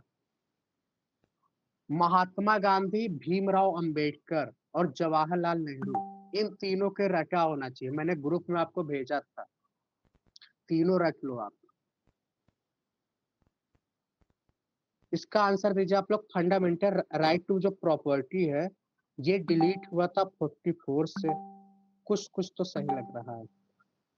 Inserted legal right article 301, दोनों सही लग रहा है। देखिए, ये पॉलिटी की क्लास से सीधा सीधा आया है। पता नहीं कितनी बार तो मैं बोल चुका हूँ, है ना।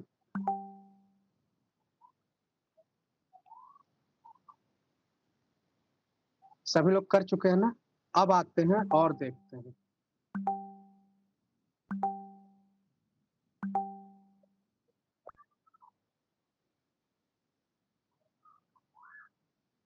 क्वेश्चन नंबर 1 में एक ट्रिक लग रहा है।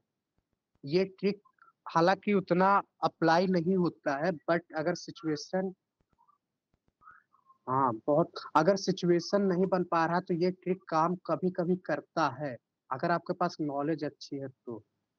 जैसे जैन कल्प सूत्र।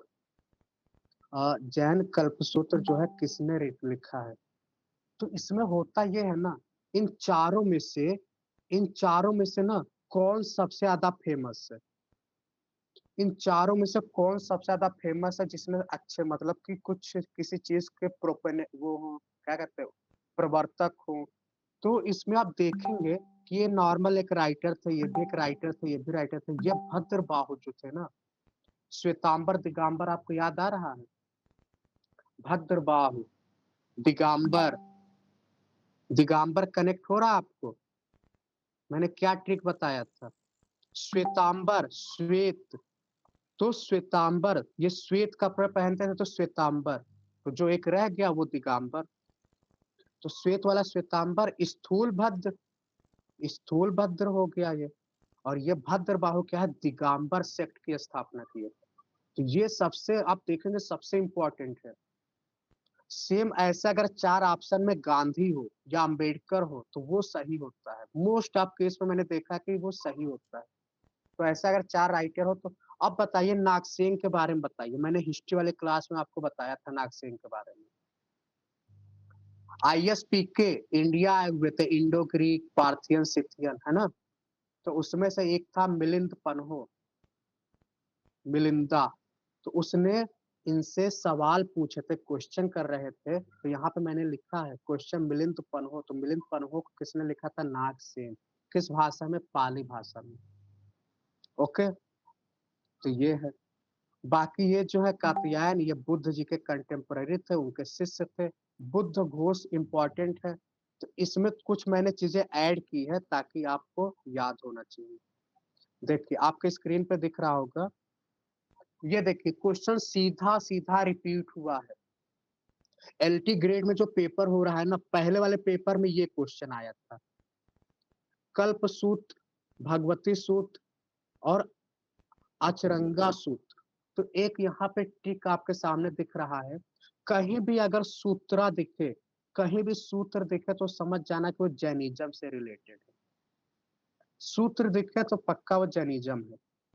तो आप देखोगे कि जो कल्प सूत्र है, ये बायोग्राफी ऑफ तीर्थंकर है ना? बायोग्राफी ऑफ तीर्थंकर क्या है? कल्पसूत्र। तो ये आपको वैसे भी याद होना चाहिए। बुद्धिस्ट काउंसिल, एक बुद्धिस्ट वाला जो है, आपको पता है भग ये अंगुत्तर निकाय आप देखोगे ये वाला, इसमें क्या है, 16 महाजनपद के बारे में लिखा हुआ है। और 16 महाजनपद आप लोग जानते हैं, मैंने बहुत अच्छे से बताया है।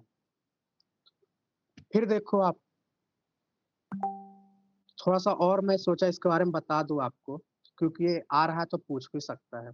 जो पहला बुद्धिस्ट काउंसिल हुआ था, राजगिरी में हुआ था, 483 बीसी। और पहले बुद्धिस्ट काउंसिल में जो कंपोज किया था सुत्त पिटक, सुत्त पिटक किसने कंपोज किया था? आनंदा ने। और विनय पिटक किसने कंपोज किया था? उपाली ने। तो इसको याद कैसे करोगे? इसको लिंक देखो आप, कैसे लिंक है। वी से क्या होता है? विनय पिटक। तो वी यू, यू वी दोनों आस पास है, तो ऑप्शन आपको दिखेगा ना, विनय पिटक उपाली। तो वी यू करके आप याद कर लो। तो एक आपको करोगे, एक एलिमिनेट करोगे तो दूसरा अपने आप सही हो जाएगा। तो विनय पिटक आपका क्या हो जाएगा? उपाली। और सुत्त पिटक क्या है? आनंदा। ये तो पहला ट्रिक है। दूसरा ट्रिक क्वेश्चन ये पूछता है कि पहला जो बुद्धिस्ट काउंसिल हुआ था उसमें क्या हुआ था, क्या क्या कंपोज हुआ था? तो आपको पता है 3 पिटक थे, सुत्त पिटक, विनय पिटक, अभिधम्म पिटक। तो पहले वाले काउंसिल में सुत्त पिटक और विनय पिटक जो है ये कंपोज हो गया था। समझ आया आपको? तो ये भी आपको याद रखा है कि पहले काउंसिल में क्या-क्या कंपोज हुआ था, सुत्त पिटक, विनय पिटक। ओके। एक इसके साथ एक और इम्पोर्टेंट है, वो भी मैं सोचा बता दूं आपको। आप एक 3 लोग हैं, 3 राइटर हैं, पम्मा, पुन्ना, रन्ना। देखिए, पम्मा, पुन्ना और रन्ना, इन्हें जानते हैं क्या बोलते हैं? थ्री जेम्स बोलते हैं। थ्री जेम्स आप किसके? कन्नड़, कन्नड़ लिटरेचर के थ्री जेम्स बोलते हैं।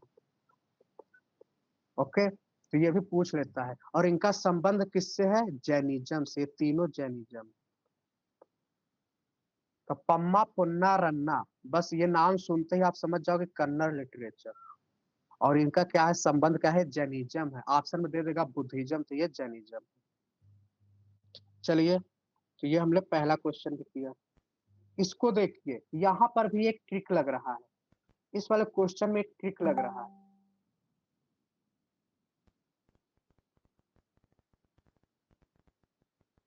इसमें एक ट्रिक लग रहा है, बताइए आप लोग कौन सा ट्रिक लग रहा है?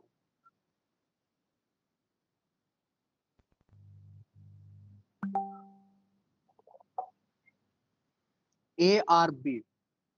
इसका ट्रिक क्या है? Similar to option, to option similar है। जैसे पेट्रोलियम, और यहाँ पर भी पेट्रोलियम है, तो यहाँ पे लिक्विफाइड कर दिया है। तो यहाँ पे पेट्रोलियम, यहाँ पे लिक्विफाइड पेट्रोलियम। तो आपने देखा 50-50 हो गया यहाँ पे। अब इसमें से आपको गेस करना होगा। अब इसमें आप रिस्क ले सकते हो, तो कैसे रिस्क लेना वो आपको देखना है। ये जो पाइपलाइन ट्रांसपोर्ट बना था, ये शायद वर्ल्ड वॉर 2 के समय बना था। हल्का सा बेसिक आइडिया आप ले सकते हैं। वर्ल्ड वॉर 2 के समय बना था, इसके बारे में मुझे ज्यादा अभी नहीं पता है। तो वर्ल्ड वॉर 2 के समय बना था। आयुष्मान भारत हम कर चुके हैं, ट्रॉपिक ऑफ कैंसर कर चुके हैं, रानी झांसी हम कर चुके हैं, सर हुइज रोस ने बोला था। ओके, ये वाला आप देख सकते हैं। झांसी रानी लक्ष्मीबाई, और इनके अगेंस्ट में कौन ब्रिटिश था? तो सर हुइज रोस था। ऐसा कानपुर वाला अगर बोल रहे तो उनके अगेंस्ट में कौन था? Colin Campbell. तो बस आपको ज्यादा नहीं, बस दो, दिल्ली वाला आपको याद रखना है और झांसी लक्ष्मीबाई वाला याद रखना है। ओके, दिल्ली वाला आपको याद रखना है निकोलसन। निकोलसन आपको याद रखना, मैंने ये आपको ग्रुप में बहुत दिन पहले ही भेजा था। झांसी वाला आपको हुइज रोस, और दिल्ली वाला निकोलसन। इतना भी अगर आपको याद है तो बहुत है। अब आते हैं एक बहुत अच्छे क्वेश्चन को, जो कंप्यूटर का क्वेश्चन है। ये भी आपको डिस्कस कर ही दे रहे। फिफ्थ लैंग्वेज जो कंप्यूटर है, इसका आंसर आपका प्रोलॉग है।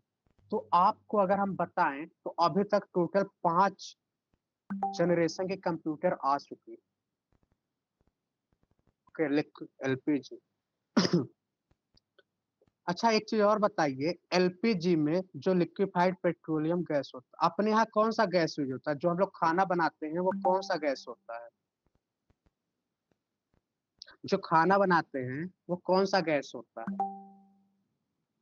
एलपीजी होता है। एलपीजी किस गैस से बना होता है? मेथेन तो नहीं बताना है आपको, मेथेन नहीं बताना है, प्रोपेन ब्यूटेन। मीथेन होता है, मीथेन के बाद आता है प्रोपेन आता है, प्रोपेन के बाद आता है ब्यूटेन, है ना? CH4, C2H5, C3H7, ये एक ही फैमिली के हैं सब, लेकिन मेथेन नहीं होता है। मेथेन को कहते हैं मार्स गैस। मार्स जो कचरा वगैरह होता है ना, जहाँ पे लंबे समय तक कचरा इकट्ठा हो जाता है, डस्टबिन, तो वहां पे ये गैस बन जाते हैं। प्रोपेन और ब्यूटेन आपके लिए इंपॉर्टेंट है, क्योंकि ये इसी से क्या बनता है? एलपीजी गैस होता है। ओके, जो मैं पूछने वाला था आपने पहले आंसर दे दिया, राजकुमार जी ने पहले ही ऑप्शन दे दिया। अच्छा, आपने भी पहले ही आंसर दे दिया। इसमें कोई स्मेल नहीं होता है, और स्मेल नहीं होता है तो लोग मर भी सकते हैं। तो इसके लिए क्या होता है, इसमें स्मेल लाने के लिए हम एथिल मरकैप्टन मिला देते हैं। एथिल मरकैप्टन हो गया, सिंपल सा है। अब आते हैं कंप्यूटर। कंप्यूटर के 5 जनरेशन हम देखेंगे, बहुत स्पीड में देखेंगे, इसलिए आपको ध्यान से सुनना है। पहला कंप्यूटर आता है 1940 से 1956 तक, और आपको याद क्या रखना वो मैं बता रहा हूँ। इससे ये क्या था? वैक्यूम ट्यूब था। उस टेक्नोलॉजी का क्या नाम था? Vacuum tube. बहुत लार्ज था, और इसका स्पीड बहुत स्लो था, और पावर बहुत ज्यादा ले रहा था, और मशीन लैंग्वेज का यूज कर रहा था। इसके एग्जाम्पल क्या है? ENIAC, UNIVAC. ओके, अगला आता है 1956 से 1963। ये सेकंड जनरेशन की कंप्यूटर लैंग्वेज थी, और कंप्यूटर था, ये क्या था? ट्रांजिस्टर था। इसके साइज है ना थोड़ा सा कम होती है, आप देखोगे ऐसे डिक्रीज होता है, ये सारी चीजें ऐसे डिक्रीज हो रही है। तो इसकी साइज कम हो गई, स्पीड इसकी स्लो थी, इसकी स्पीड थोड़ी सी फास्ट हो गई, और ये पावर बहुत ज्यादा ले रहा था, पावर थोड़ा सा उससे कम लेना शुरू किया, वेरी हाई से हाई हो गया। इसका एग्जांपल देखिए, असेंबली, फोर्ट्रॉन, कोबोल। ये देखिए दूसरा वाला ऑप्शन, ये दिख रहा आपको? ये आपको आ गया सेकेंड जनरेशन कंप्यूटर लैंग्वेज का एग्जांपल है ये ऊपर आपको लैंग्वेज दिख रहा है ना, ये क्या? फोर्ट्रान सेकेंड जनरेशन का है। IBM 1401 इसका एग्जांपल हो गया। अब आते हैं तीसरे जनरेशन कंप्यूटर पे आते हैं, और तीसरा जनरेशन क्या आता है? 1964 से 1971। इस कंप्यूटर का क्या नाम था? टेक्नोलॉजी का इंटीग्रेटेड सर्किट।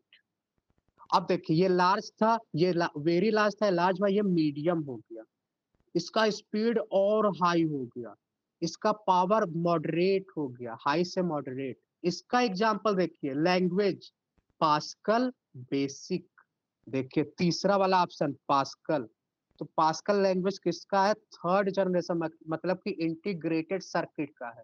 इसका एग्जांपल आप देख सकते हैं, IBM सिस्टम 360। फिर आते हैं फोर्थ जनरेशन। फोर्थ जनरेशन से 1971 से अभी भी चल रहा है। ये कौन है? माइक्रो प्रोसेसेस, है ना? इसकी साइज और छोटी हो गई, ये और वेरी हाई हो गया स्पीड, इसकी जो पावर यूज है और कम हो गई। इसका लैंग्वेज देखिए, जावा, पाइथन, C++, बहुत सुनते होंगे आप लोग, जावा, पाइथन, है ना? तो ये फोर्थ जनरेशन है। ये क्या है? एप्पल मैक, ये सारी चीजें। और जो अभी चल रही है फ्यूचर, पांचवा जनरेशन, वो क्या है? AI, quantum computing. AI बहुत सुना होगा आपने।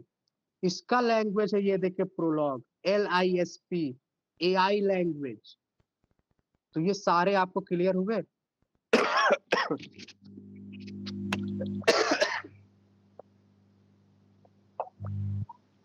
तो एक बार इसको आप अपने डायग्राम, इसको आप देखो, एक बार समझो। आप जितने भी एग्जाम देंगे, कंप्यूटर आ रहा है, इससे एक क्वेश्चन पक्का आता है। ये इंपॉर्टेंट नहीं है, ये इंपॉर्टेंट नहीं है, ये इंपॉर्टेंट नहीं है। आपके लिए जो इंपॉर्टेंट है वो आपके स्क्रीन पे है। ये इंपॉर्टेंट है, और ये इम्पोर्टेंट है।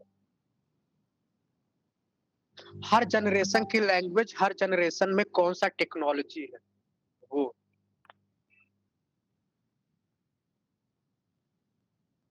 ओके, तो जनरेशन ये। अब आते हैं अगले क्वेश्चन पे। ये हमने कर लिया था, क्लाउड भी कर लिया था, पोर्ट प्लेयर नेम चेंज किया था, ये तो अलग है।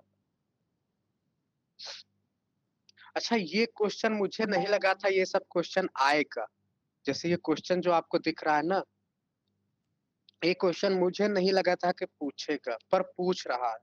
तो मैं इसके लिए क्या करूंगा, आपको एक छोटा सा लिस्ट दूंगा। लिस्ट मतलब ना कि प्रियम्बल को किसने क्या बोला। जैसे प्रियम्बल को एक के.एम. मुंशी ने बोला होरोस्कोप ऑफ इंडियन कॉन्स्टिट्यूशन, किसी ने इसको इंडेक्स ऑफ इंडियन कॉन्स्टिट्यूशन बोला, तो प्रियम्बल को बोला। ऐसे फंडामेंटल राइट को भी किसी ने कुछ बोला था, फंडामेंटल ड्यूटी को भी लोगों ने बोला था। ये डीपीएसपी को इन्होंने बोला था फेबियन सोशलिज्म विदाउट सोशलिज्म, तो ये किसने बोला था, इवर आइवर जेनिंग ने बोला था। तो इस तरीके से आप देख सकते हो। तो वो मैं लिस्ट आपको दे दूंगा, हल्का सा, ज्यादा नहीं है, बस 6-7 नाम है, वो आपको याद रखना है। और मैंने एक बताया था, क्वासी फेडरल किसने बोला था, क्वासी फेडरल किसने बोला था, इंडिया के फेडरलिज्म को क्वासी फेडरल किसने बोला था।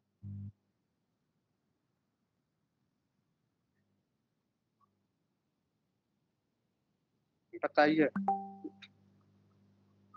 क्वासी, क्वासी के से शुरू हो रहा है ना, तो केसी, केसी देखिए दोनों, केसी क्वासी। ओके, कोमल जी ने कितना अच्छा गेस किया। अब ऑप्शन आपको दिखता ना तो आंखों में चमकता वो, यही होता है कनेक्ट करके पढ़ने का, ये फायदा। तो केसी बियर है ना, तो क्वासी फेडरलिज्म आएगा। तो बस एक पता है तो सारे आपके एलिमिनेट हो जाएंगे। कि इकोनॉमी हमने देखा, ये सारी चीजें हमने देखा, पाकिस्तान देख लिया, ये देखा। ये वाला देखिए, क्वेश्चन नंबर 19 आपके स्क्रीन पे है, इसका आंसर दीजिए आप। 12 का 3:2। अच्छा, वो मैथ का है। क्वेश्चन नंबर 19 का आंसर दीजिए। ग्लोबल स्पेक्स 2030 इनिशिएटिव किसने शुरू किया।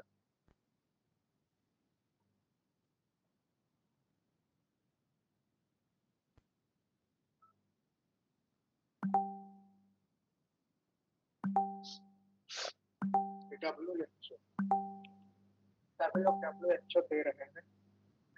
हमको लग रहा है एक तरफ साइड में लगा हुआ, उससे तो नहीं दे रहे आप लोग।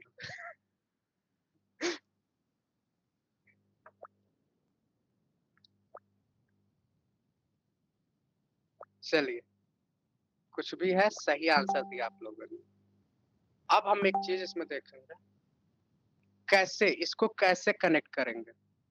आपको पता है स्पेक्स मतलब क्या होता है, चश्मा बोलते हैं ना, चश्मा होता है।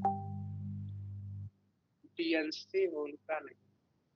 ओके, तो ये क्या है, हेल्थ से, आंख में अगर कोई बीमारी होती है, आपको पता है कैटरेक्ट, कैटरेक्ट मोतिया बिंद हो गया। ओके, ये तो दिक्कत होगी। एक मिनट, एक मिनट।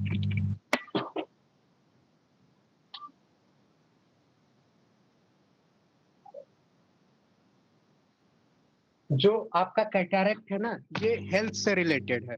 तो आप देखेंगे कि ये क्या हो रहा है, तो ये दिक्कत, तो आप देखेंगे वर्ल्ड बैंक है, इसका हेल्थ से कोई लेना देना नहीं है।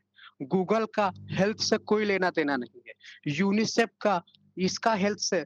और ये पूछ क्या रहा है, ग्लोबल स्पेक्स 2030, मतलब कि इसका संबंध हेल्थ से, आंखों में अगर दिक्कत है, आंखों से रिलेटेड है, तो ये WHO हो जाएगा आपका। तो देखा आपने, तो कोई भी चीज आपने चीज नोटिस किया होगा, कुछ भी आप बनाते हो या गवर्नमेंट बनाता है, इंटरनेशनल गवर्नमेंट बनाता है, तो वो ऐसा नाम रखता है ना जो उससे मैच खाता है। यूनिसेफ है आपका, United nation integrated child, child से रिलेटेड है ये। एक्चुअली पेन हो गया डिस्चार्ज, तो इसलिए मैं हाथ से लिख रहा हूँ। तो ये है। अब एक क्वेश्चन और पूछता है, मैं आपके इधर स्क्रीन आप देख रहे होंगे, मैंने यहाँ पे लिखा है। तो क्वेश्चन ये पूछ लेता है ना कि डब्ल्यू विश्व बैंक जो है, विश्व बैंक को क्या बोलते हैं? World bank. और एक दो बैंक एक साथ बने थे, और एक कब बने थे? 1944 में बने थे। याद आ रहा है आपको? 1944 में ये दो बैंक बने थे, वर्ल्ड बैंक और आईएमएफ। गूगल कब बना था? गूगल कब बना था? ये मैंने ऐसे लिखा है, आप लोग इसे करेक्ट करना, मुझे ध्यान नहीं आ रहा है। और ये यूनिसेफ तो गलत है, यूनिसेफ नहीं होगा है। बताइए, गूगल और फेसबुक कब बना था? गूगल एंड फेसबुक कब बना था? तो गूगल आपका आई थिंक 1998 था। आई थिंक इसको देखना आप लोग। और फेसबुक आया था 2004 में। फेसबुक 2004 में आई थिंक आया था, या कुछ भी होगा, या 2010 या 2004। इसको अभी हम देख के जो ये शेयर करेंगे वहां हम ठीक कर देंगे इससे। ओके, 1998। ऐसे एक है WWD, आपको याद होना चाहिए, वो पूछ लेता है, वर्ल्ड वाइड वेब। अब एक चीज यहाँ पे आप सुनना, आप लोग, पेन मेरा डिस्चार्ज हो गया है तो मैं बोलूंगा, आपको सुनना है। ये जो वर्ल्ड बैंक बना था ना और आईएमएफ बना था, ये दोनों एक साथ बने थे। और क्यों बने थे? ये 1944 में एक कॉन्फ्रेंस होता है, उस कॉन्फ्रेंस का नाम था ब्रिटन ब्रिटन वुड कॉन्फ्रेंस था ये। और ये दोनों एक साथ बने थे, वर्ल्ड बैंक आईएमएफ दोनों एक साथ बने थे। वर्ल्ड बैंक के टोटल 5 आर्गन है, मैंने आपको ग्रुप में शेयर किया था, याद है आपको? इस 5 आर्गन में इंडिया जो है 4 का मेंबर है, और एक का मेंबर इंडिया नहीं था, है ना? ब्रिटन वुड कॉन्फ्रेंस, ये आपको याद रखना है। इसी के साथ अगर डब्ल्यूएचओ की बात करें, तो डब्ल्यूएचओ बना था 4 साल बाद। अब बताइए, डब्ल्यूएचओ 4 साल बाद बना था, मतलब कब बना था? डब्ल्यूएचओ कब बना था बताइए आप लोग? 1948, सही बताया आपने, 1948 में डब्ल्यूएचओ बना था। अच्छा, अपने देश में ट्रेड होता है, तो पूरे वर्ल्ड का, मतलब पूरे देशों का ट्रेड जो मैनेज करता है वो डब्ल्यूटीओ करता है। तो डब्ल्यूटीओ कब बना था? डब्ल्यूटीओ कब बना था बताइए आप लोग? वर्ल्ड ट्रेड ऑर्गेनाइजेशन, 1995 में। तो ये इंटरनेशनल ऑर्गेनाइजेशन है जो कभी कभी पूछ लेता है ना? तो ये इंपॉर्टेंट भी आपके लिए। तो ये हमने देखा। और क्या है? तो ऑलमोस्ट हमने सारे क्वेश्चन डिस्कस कर लिए। ओके, तो आपको ट्रिक कैसा लगा? आपने देखे, इतने सारे ट्रिक हमने देखे, आपको कुछ समझ आया उसमें?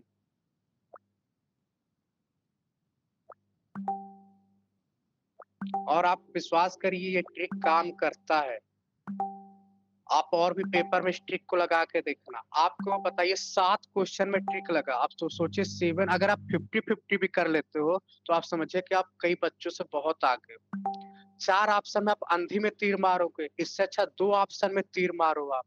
2 में से 50-50 चांस है, वहां तो 25% चांस था, है ना? तो इस तरीके से आप देख सकते हैं, ये आज का सेशन बहुत इंपॉर्टेंट है। कुछ चीजें मैंने नहीं बताया है, तो वो मैं बाद में आपको बताऊंगा ऐड करके। तो चलिए, ये इतनी सारी चीजें हमने देखी।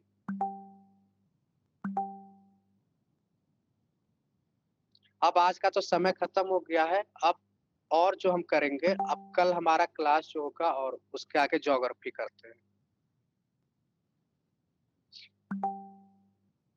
चलिए, तो आज के लिए थैंक यू। एफएओ को छोड़कर लगभग अन्य सबके मुख्यालय जिनेवा, जिनके एंड में वो लगा, एकदम सही बताया आपने। तो चलिए, आज के लिए thank you, good night. Sunday enjoy करिए आप लोग।